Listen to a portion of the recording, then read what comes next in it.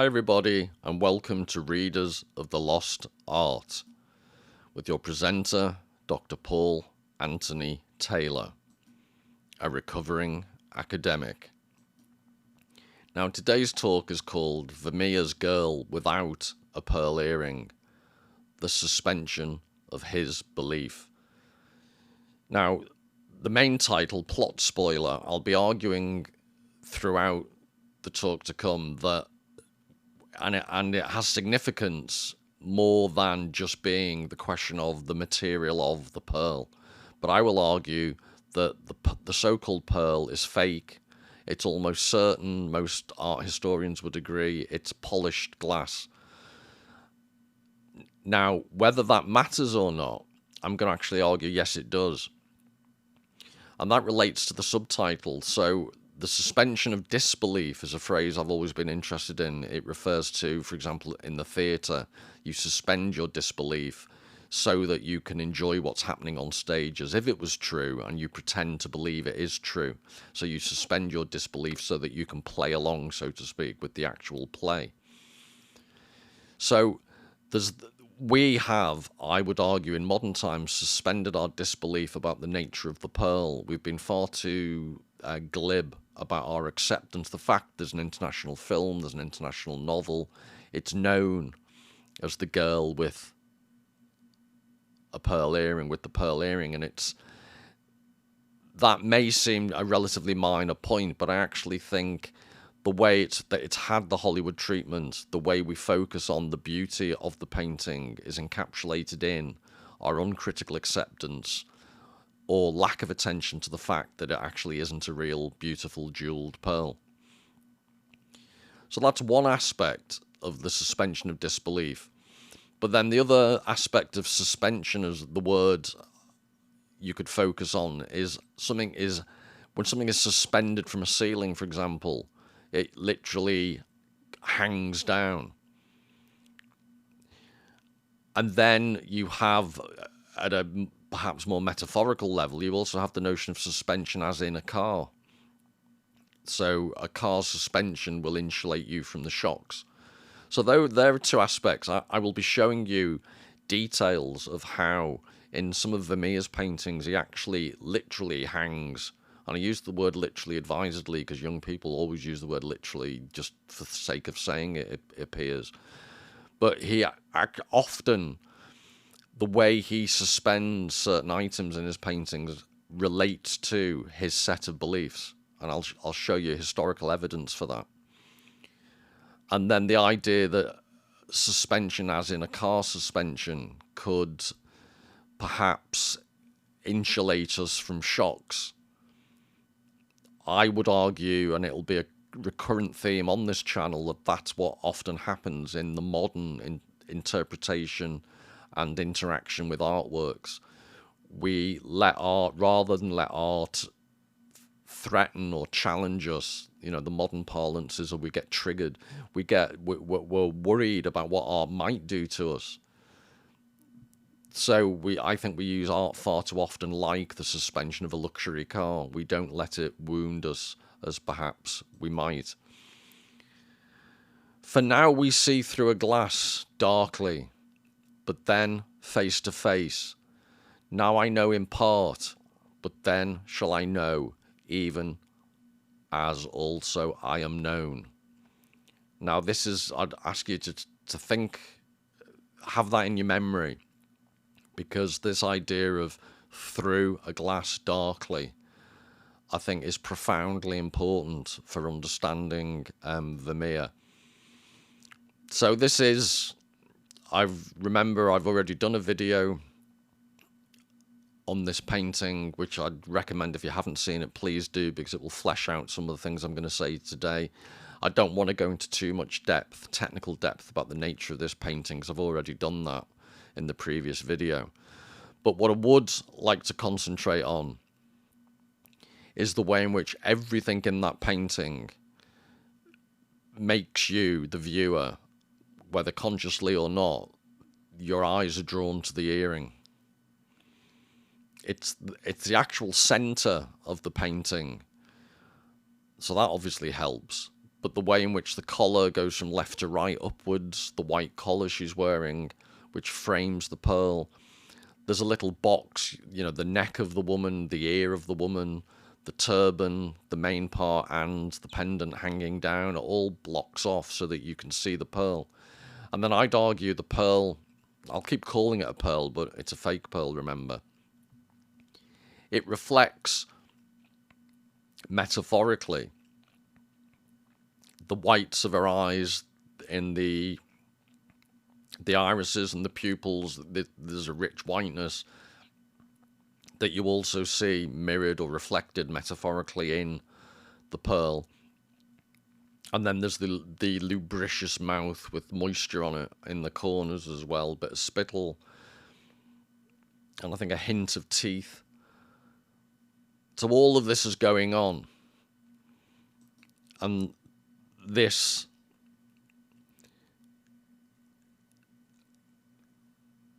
is obviously this is a close-up of the actual pearl.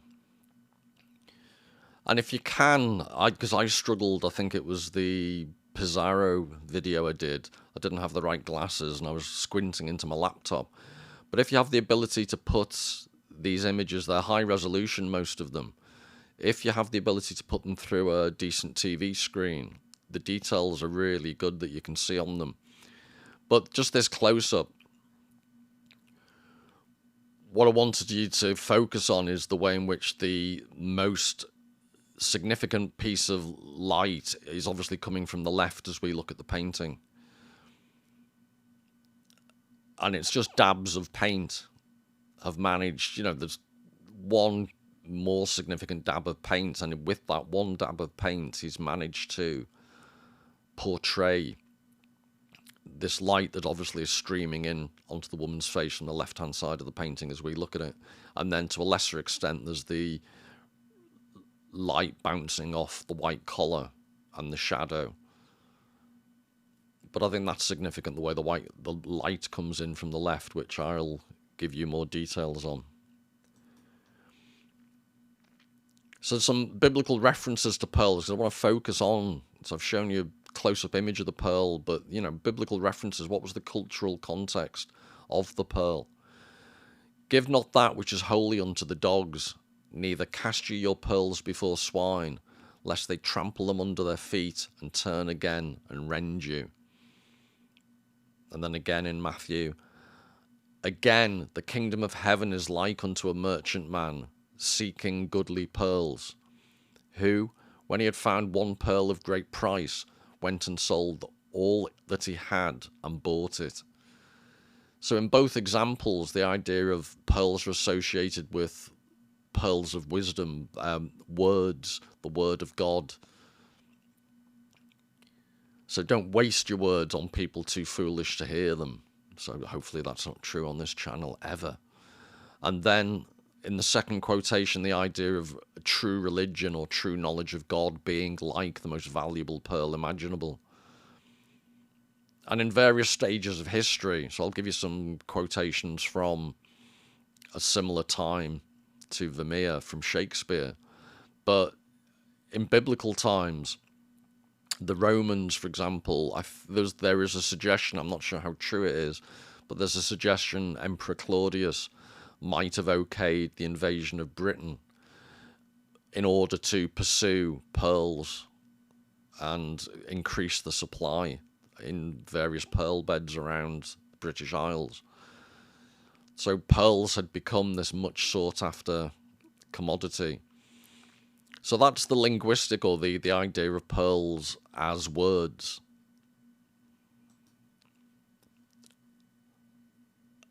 And then here I mentioned Shakespeare, and it's interesting, this song is sung by Ariel in order to deceive, it's Ferdinand, I think. Apologies, I've got that wrong.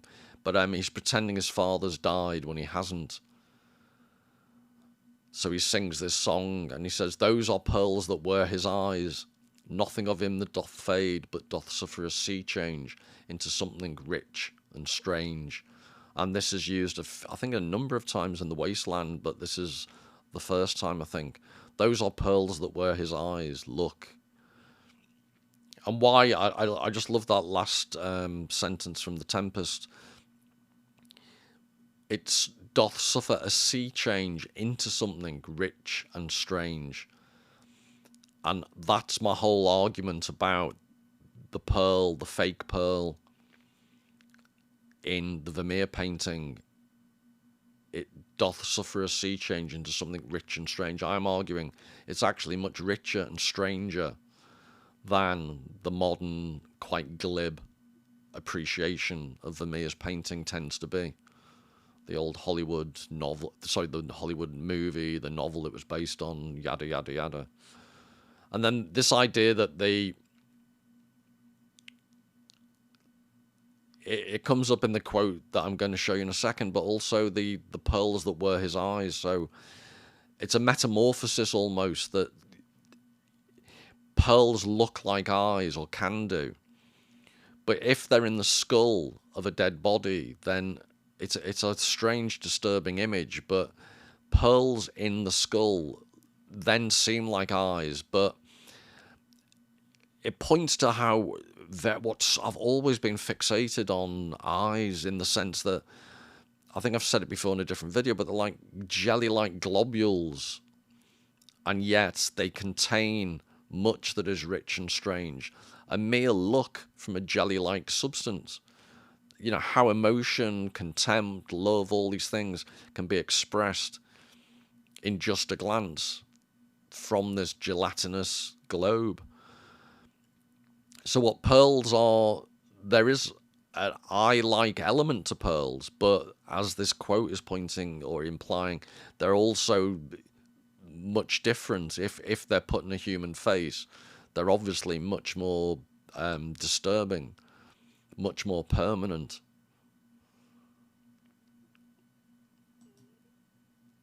So to back up this point, Richard III, quote from that: "Methoughts I saw 1,000 fearful racks, 10,000 men that fishers gnawed upon, wedges of gold, great anchors, heaps of pearl, inestimable," I'll say that again, "inestimable stones, unvalued jewels, all scattered in the bottom of the sea. Some lay in dead men's skulls, and in the holes where eyes did once inhabit there were crept, as 'twere in scorn of eyes, reflecting gems." So that goes directly to my previous point, the similarity to eyes, but the difference. And if you go back to the Vermeer painting, the way in which, in a certain sense, the fake pearl earring has this, the way it's in the center of the painting, like this gimlet eye that looks back at us in a certain sense, if you want to take a much more disturbing view of it than the Hollywood movie would encourage you to. Now, this is I thought I'd go back and give you some of the background. So remember, the Vermeer original Girl with the Pearl Earring is 1665, they estimate. So only, 30, 29 years earlier. This capit quod non capit means it grasps that which cannot be grasped in Latin. And that's at the bottom of the page you can see, that's the little title to a poem which I'll translate for you in a second. But this Emblemata Sacra de Fide Spe Caritate it's written by this Hesius guy, who was a Jesuit theologian. So it's sacred emblems of faith, hope, and charity. And the picture, if you look very closely, the epigraph at the top of the page is from Matthew, and the translation is, O thou of little faith, wherefore didst thou doubt?" I'd read it in Latin for you, but like I say, I keep having to swap my glasses like an old codger, so I can't actually see it properly. But if you can watch very closely, and if I can, no, it won't. My magnifying glass won't work on the image. But if you look at the actual globe the angel is holding up, I hope you can make it out, but on the left-hand side of the globe, as you look at it, you can see reflected the crucifix. So the crucifix is reflected in the globe, and if you can just remember that small detail, it's relevant later on. So why all this is, from 29 years before Vermeer painted Girl with the Pearl Earring. What's this got to do with anything? Well, trust me, I'll show you in a second, but basically Vermeer was living in a time where religious wars were quite violent in Holland, and he married a Catholic woman, and they know relatively little about Vermeer's life, but they do know he married a Catholic woman, and the area he lived in was called Papist's Corner, I think, in Dutch. So, and the belief is that he was actually Catholic, although technically he would have been Protestant, but they think he converted, and he was very familiar with Jesuit writings of theologians like Hesius here. And in Jesuit theology, this image is important because the idea of the globe is that within that it's airy and light, and it's reflecting the light, the sun that you can see above the angel, and it's reflecting the crucifix, reflecting the faith. But within, the idea is that within a globe, the whole world can be reflected back, or the whole world can be reflected upon.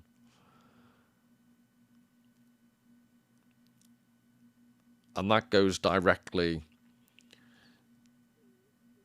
to this capit quod non capit. It grasps what cannot be grasped, basically. It grasps that which cannot be grasped. And that is the concept of the Jesuit notion of faith, that the human understanding, the human soul, is able to grasp what it shouldn't be able to grasp through God's grace. Now, that has direct relevance, I'd argue, the way Vermeer paints. And it's a bit of a convoluted argument, so I would appreciate your patience. But the idea that is what art, and it's a constant theme throughout this channel, but what art allows you to grasp is the enigma of life that it simultaneously can't really be grasped. That's art's great strength.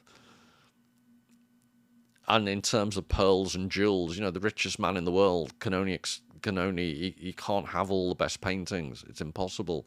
And his or richest woman, their ability to enjoy art, their ability to have the finest things in life are limited to material goods. So art has this enigmatic quality that can't be owned. But in that piece I showed you, the page from the book, this is underneath. This was the Latin verse. So this is a translation by Gregor Weber. The entire universe can be represented by something very small. A small sphere encloses within itself the immeasurable expanse and grasps what it cannot grasp. Our spirit is large enough, even if it is thought to be a void. However, if the spirit is faithful to God, there is nothing larger, nothing broader than this spirit. The believer is never capable of appreciating the scope of such a spirit. The spirit is larger than the largest sphere because it is human. So it's this idea that the believer is never capable of appreciating the scope of such a spirit. And it's an enigmatic feature of being a human being if you believe in religion, is the idea that we have sparks of the divine. I suppose it's a Gnostic belief as well, but we have sparks of the divine within us, despite the fact we're just human. And something as insubstantial as the concept of spirit actually contains this huge expanse. So again, if you could just remember that idea of something being light and immense at the same time, intangible but incredibly powerful, that has relevance in a second.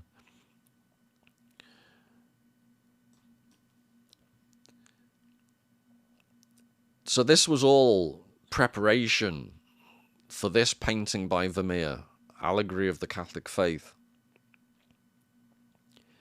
And I don't have time. I'll perhaps do as I always say, I might do another video just on something like this. But this is the whole painting.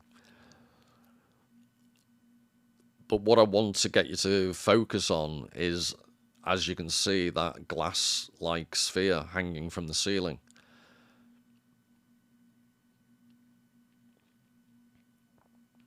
And if you look, the woman has her foot on a globe, obviously representing the earth, and there's other various religious symbols in the painting. But so the idea of this glass sphere hanging from the ceiling, symbol, and she's looking up to it, it's the idea of, and just like in the background, the figure under the crucifix is looking at Christ, she is looking up at the sphere in a similar fashion. So the sphere in this represents the opposite of the earth, the opposite of weight and heaviness, its lightness, its transcendence.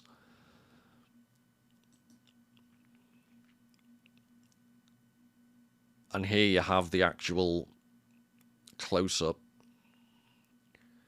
And I'm arguing here, it's what's contained, if you can look closely, what's contained within that sphere is the presentation of light rather than the representation of specific objects. That's a crucial point I want to try and get across.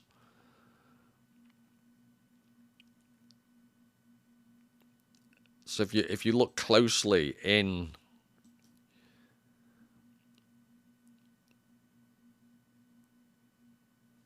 the sphere, there's nothing. You can see windows, and but you can't. That's all you can. You can't really make out anything else.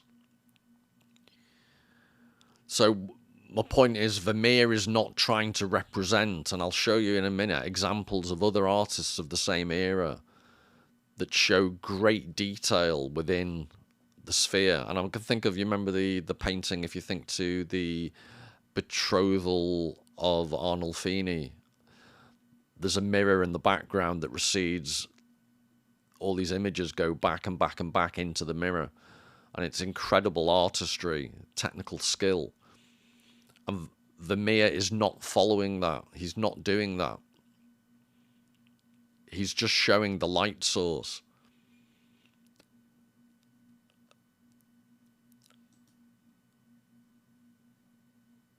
But one interesting aspect is, if you can see what appears to be the window from which the light is coming through, they're mullion windows, so they would have crosses, panes of glass that, when they're reflected through light, would look like a cross.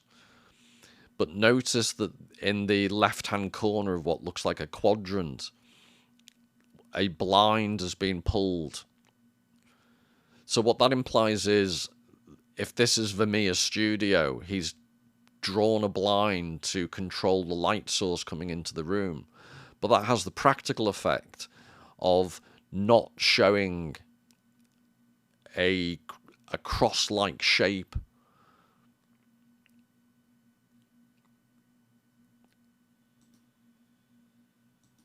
So in the actual painting, there's the crucifix in the background on another painting, and there's the crucifix on the table. And it's interesting that Vermeer has not reflected either of those crucifixes, and he hasn't allowed there to be a crucifix-like shape in the sphere itself from the reflected light.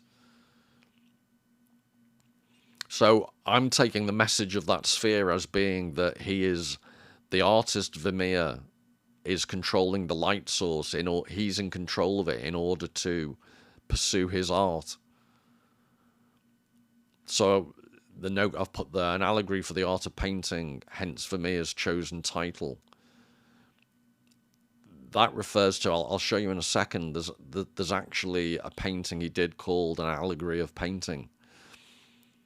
But artists partake of the I am the light of the world from the Gospel of John. So I'm not claiming Vermeer hasn't got ideas of obfuscation. He's not claiming to be Christ-like.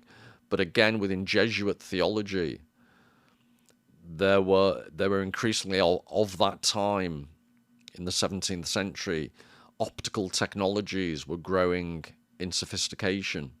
And in Jesuit theology, there was a close association with optics and seeing through a glass darkly and the light of God and all these notions that we just wouldn't have today. So this also an allegory of faith, understanding, meaning obtained through darkness. So I've gone back because I've just shown you the light source within the globe or the sphere. But notice how you're basically seeing, when you see this painting, there's a curtain, an arras almost on the left. And the studio behind, there's light coming in from the left, as there often is in Vermeer paintings. But it's quite dark and murky at the back. And all you can see within the sphere is darkness and light coming into the darkness. So I'm suggesting this is part of the allegory. The very first epigraph I had at the beginning of the talk was, through a glass darkly. This is the Jesuit and Catholic understanding of faith. It's through strife. It's through the darkness that faith is tested. And eventually, when we die and meet God, you will see that will be when the glass isn't dark, you will finally see in full light. But this is the painting I just referred to, the allegory of painting.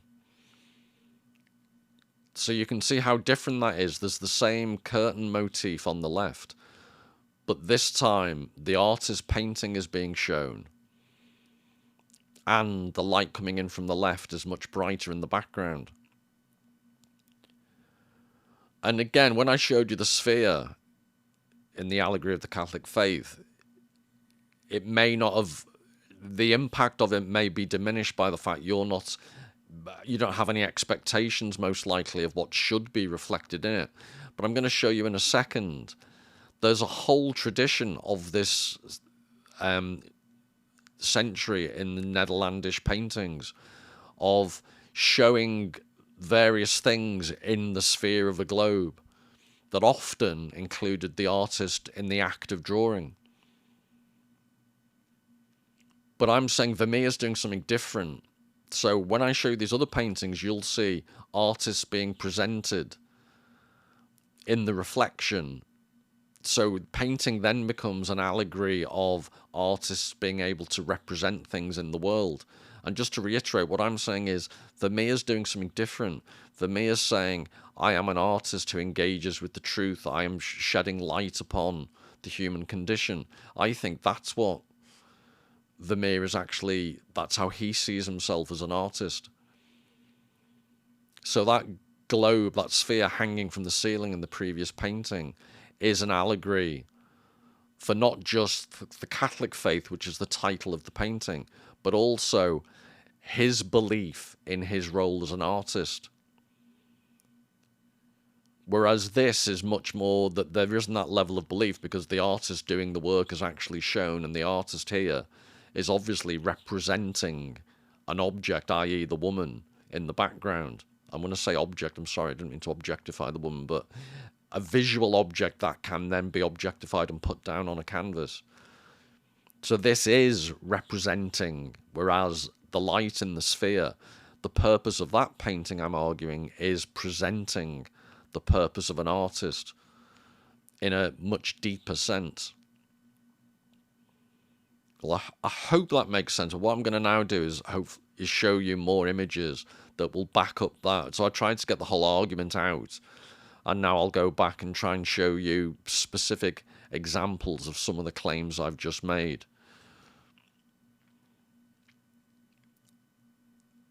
So this was a genre, vanitas paintings.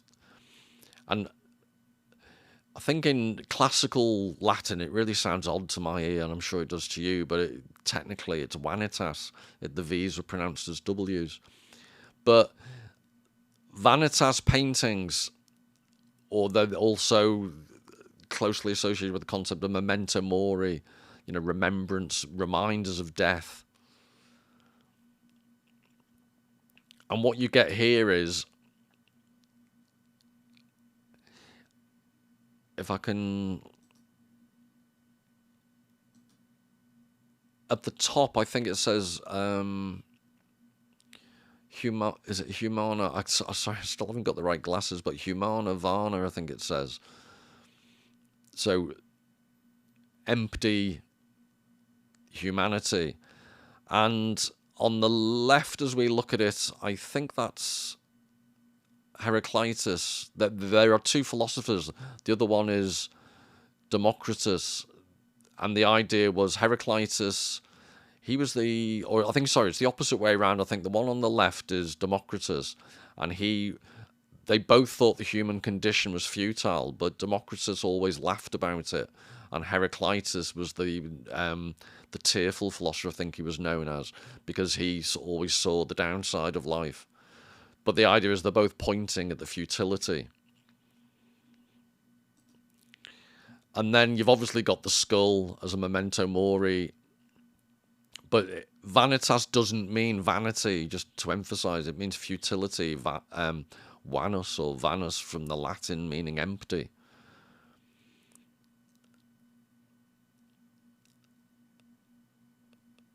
And there are various biblical references. So the skull is actually resting, if you look closely, on strands of hay-like grass, dead grass.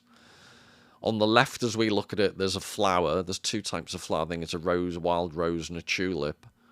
And that's obviously a emblem of evanescence, the temporary nature. Flowers don't live long, especially in a vase with manky water. And on the right-hand side, in that goblet, I think there's smoke coming out is the idea. Again, it's almost like what could be more evanescent than smoke? And then underneath the jaw of the skull, you have doubloons, I think they are, both flattened out. And also visually you can see representations of the king and queen of the time. So these are all obvious symbols of wealth. But the point of the painting is to point out how these are all empty symbols, because death will get us all.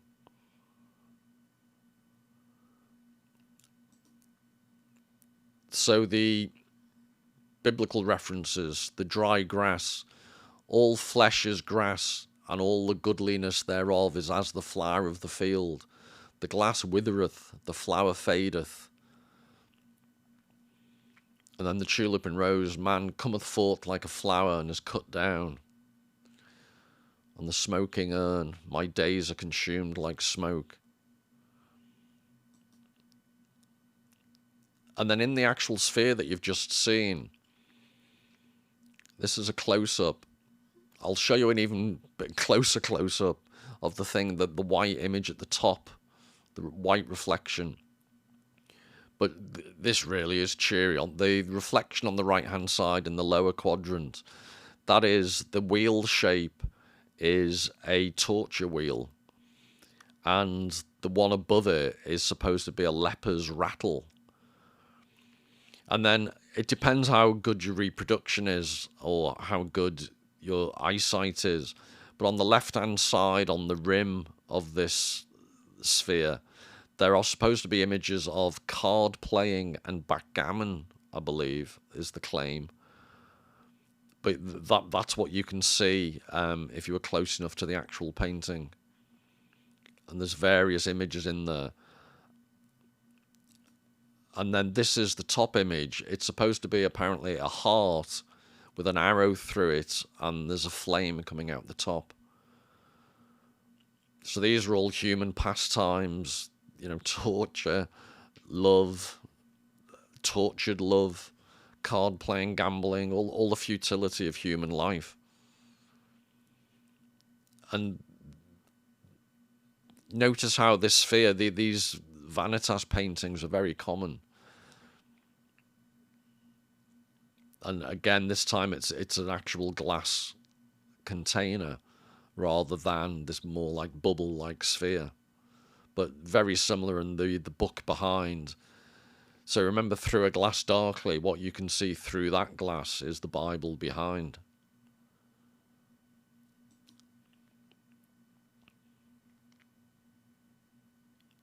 And then this is a different artist, Rose Stratton, still life with a candlestick. And this is the point I was trying to make earlier. I hope that's clear enough, but if you see in that sphere that's hanging down, the image you can see, and if you can get it on your own computer or TV to a better resolution, more power to your elbow, but I hope you can make out there's a window, and this time you can see the cross, and there is the artist painting. So this is a very common trait that's not present in the Vermeer allegory of the Catholic faith. This time, this is much more common, that when these spheres are used to reflect, to act as a mode of reflection within the painting, which of itself is a mode of reflection upon existence and reality.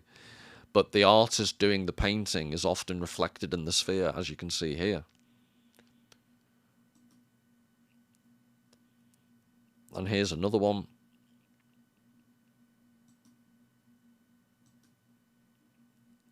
And again, you can see the artist, and they're all very similar themed. You can see the light in the background and the artist. And yet another one. I'm just trying to give you a sense of how atypical the allegory of the faith was in the way the sphere is used. So it's a very common technique. And yet another one.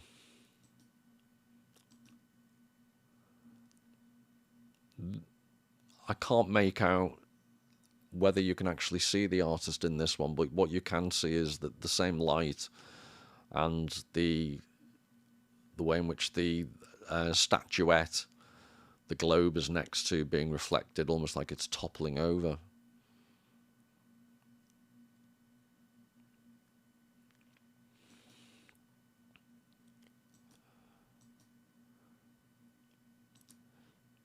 So sorry, I'm just... It's slow. Right, so back to the painting.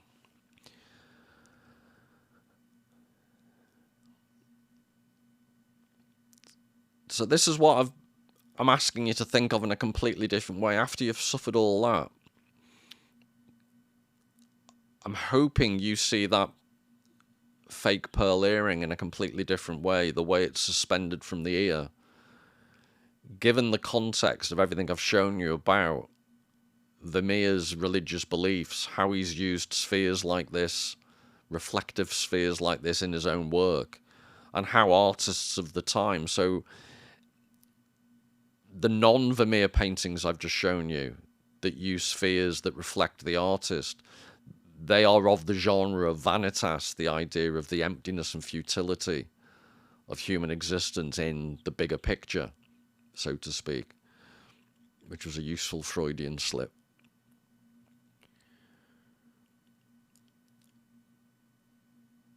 But this, so I'm suggesting that the pearl earring here,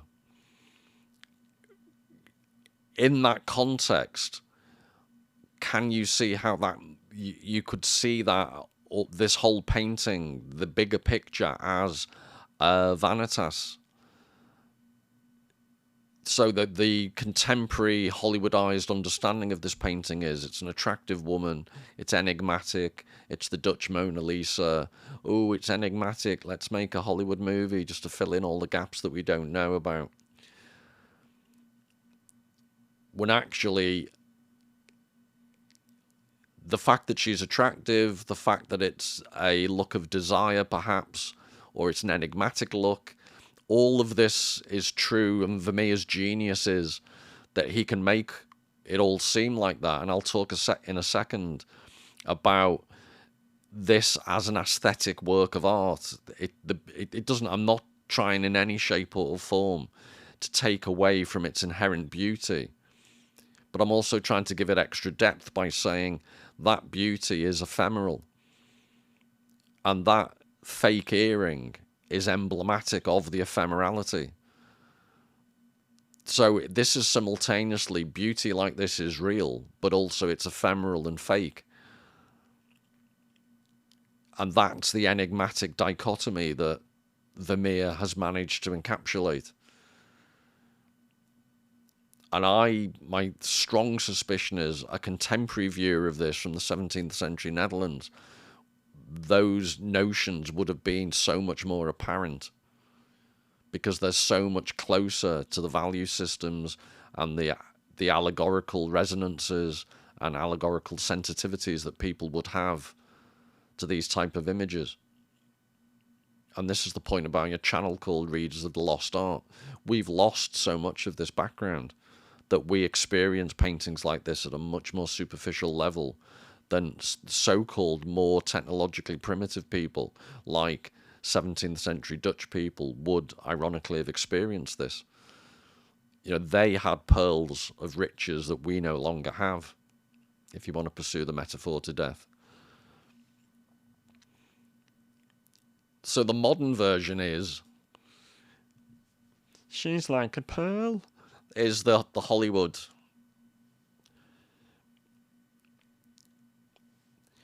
But that's the common response. And in the painting itself, if we go back to it actually, if you take the notion she is like a pearl, well, there's the fake pearl, there's, I've mentioned before, the eyes, the lips are shiny. So there's all these pearl-like, and I think one critic referred to it, it's like the whole painting is made like it's made of crushed pearls. There's this luminescence to it. So in that sense, it's perfectly reasonable. People could think, oh, she's like a pearl. But this is Edward Snow. So I'll get out the picture again. Yet such a response, however accurate, evades the issue of the painting. For to meet his young girl's gaze is to be implicated in its urgency. To take that instinctive step backward into aesthetic appreciation would seem in this case a defensive measure, even an act of betrayal or bad faith. It is me at whom she gazes with real, unguarded human emotions, and with an intensity that demands something just as real and human in return. The relationship may only be with an image, yet it involves all that art as beauty is meant to keep at bay.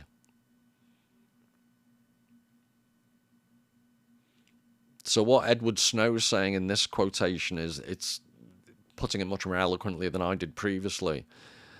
The idea that retreating into just seeing it like Hollywood does as a beautiful image is actually missing out. So I've given you a layer, it says bad faith there, I've given you a layer of good faith, the religious context, the questions of the bigger aspects of life, beauty in the context of eternity, theology in the context of Through a Glass Darkly. And Edward Snow's doing something different here. He's arguing against just seeing it as an aesthetic thing. But he's not taking a religious perspective this time. He's also now talking about, so if you park all the religious stuff to one side, He's now asking you to think of the direct encounter that the viewer has with the enigma. So I'm suggesting that of its time, part of the enigma would have been fueled by religious motifs and allegories and background. But even in our time, when a lot of that religious knowledge is a bit more moribund and lacking, there's still, in Vermeer's time, there still would have been another element. So there's the religious, there's the mere aesthetic, and then there's this level which Edward Snow is talking about, which is the direct enigmatic challenge, the way in which the painting represents desire, the way in which the painting really challenges you to look with real unguarded human emotions and with an intensity that demands something just as real and human in return. So this idea that the relationship between the viewer and the painting, it's asking something more of you than just admiring a beautiful face.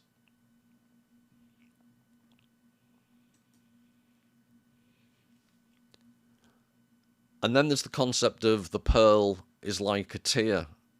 And all the time I've been looking at some of these quotations, I know it's just a play on words. And as someone from Liverpool, my diphthongs are very confusing. So tear and tear, I have to make a real effort to distinguish. But I keep reading it as the pearl is like a tear, as well as the pearl is like a tear. Because the pearl is like a tear in reality. It's that gimlet eye I mentioned looking back at us. It's a rent in reality. But this beautiful quote, the pearl is hard, durable, complete, while the tear it resembles is fragile, momentary, always in process. The one is a sign of grief, a cathartic rending outward. The other coalesces around something invasive, evoking the slow, enclosed time of gestation and self-reparation.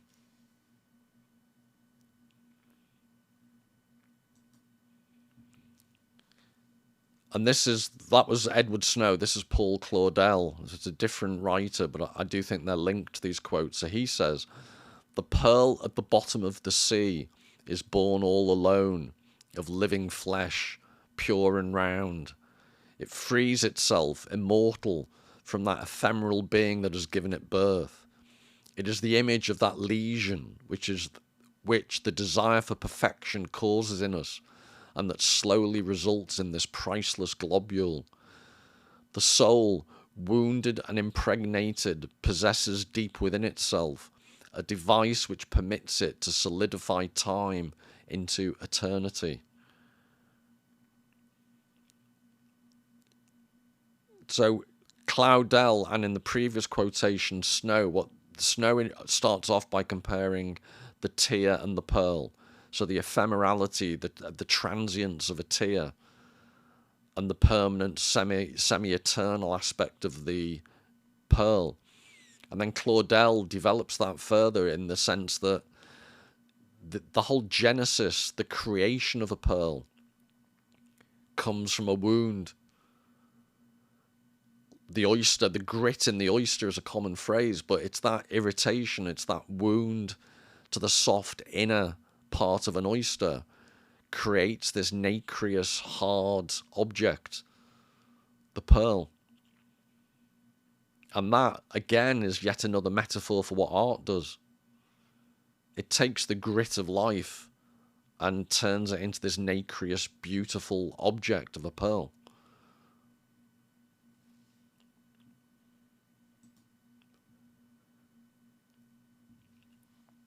And I just love this from Edward Snow again. Perhaps this passionately unrequited face looks at us from all Vermeer's most cherished canvases, even though it has been veiled with images of sufficiency and calm. Perhaps it is the face that art itself is meant to mask. So again, it goes to his previous point about not hiding behind an aesthetic appreciation of art. More so than perhaps any of his other paintings, what Girl with a Pearl Earring shows is the wound in the oyster that creates the pearl. But it's not an easy experience if you take the painting as seriously as it should be taken. Now, before I finish with the actual painting again, I wanted to introduce a poem by John Keats to round everything off. And it was written in 1819, and it was only ever a fragment.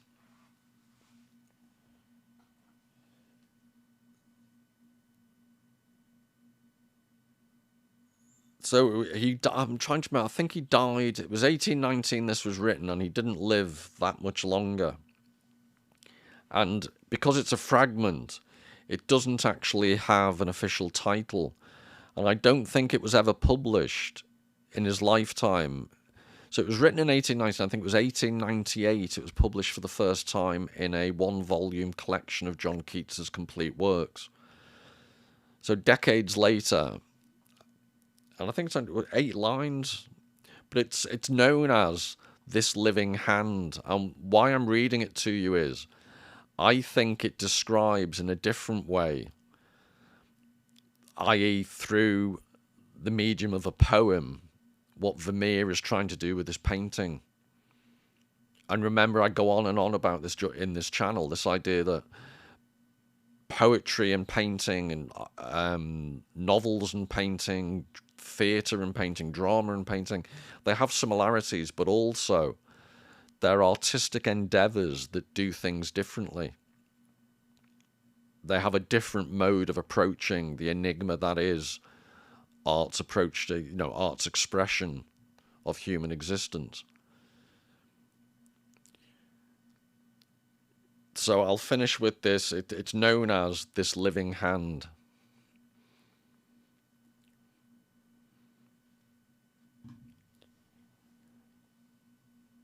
This living hand, now warm and capable of earnest grasping, would, if it were cold and in the icy silence of the tomb, so haunt thy days and chill thy dreaming nights, that thou would wish thine own heart dry of blood, so in my veins red life might stream again, and thou be conscience calmed. See, here it is. I hold it towards you. And what I'm suggesting is, what Keats is doing with that poem is, knowing he's soon to be dead, we suspend our disbelief. I said at the very beginning of this talk, we suspend our disbelief to engage with art. And when you hear that poem, so, and thou be conscience calm, see, here it is, I hold it towards you. What he's doing is suddenly, he's almost like breaching the wall of language to say, here is this dead hand, it's alive. It's the artist still, the poet still manages to speak to us beyond the grave. That's the point of the poem. Knowing he's going to die, knowing he writes for posterity, that's his hope. So it's not a real hand, but the last line is, I hold it towards you, almost shocks us into thinking momentarily, oh my God, there's a hand, when of course there isn't. But that, I'm suggesting, is not exactly the same, but very similar to this painting. There's this enigmatic interchange between the viewer and the subject. And of course, it's just oil on a canvas. But momentarily, at least, you forget that. And the look actually does reach out to you. Well, thank you very much indeed. Until the next time, all the best.